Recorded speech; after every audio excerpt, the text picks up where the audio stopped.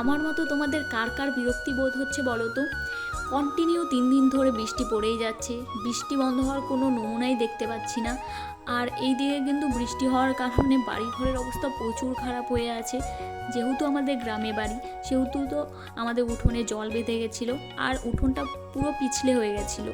সকাল থেকে কমপক্ষে 30 থেকে 40 বার এই উঠোনে পিছলা খেয়েছি, যতবার হাঁটতে গিয়েছিলাম। তো মা আমাকে বলল সকাল থেকে বলছিল উঠোন ঝাড় দেওয়ার কথা, আমি দেইনি, কেননা তখন অনেক জোর বৃষ্টি পড়ছিল। এখন একটু বৃষ্টিটা কমে গেছে, তাই উঠোনটা ঝাড় দিয়ে নিচ্ছিলাম। আর যারা শহরের দিকে থাকে তাদের সেরকম একটা প্রবলেম হয় না, কেননা তাদের বাড়িতে জল আটকায় না আমাদের মতো, আর উঠোনও পিছলে হয় না। তো যাই হোক, আর আমাদের কিন্তু এদিকে বাড়িঘরের অবস্থা প্রচুরই খারাপ। 3 দিন ধরে যেহেতু বৃষ্টি পড়ছে, আর এদিকে আমাদের বাছুরটা দেখো ঠান্ডায় পুরো যেন জড়সড় হয়ে গেছে। এই বৃষ্টিতে তোমাদের কেমন লাগছে আমাকে অবশ্যই জানিও, আমার তো একদম ভালো লাগছে না। আর ভিডিওটা লাইক করে দিও। আজকের মতো টাটা।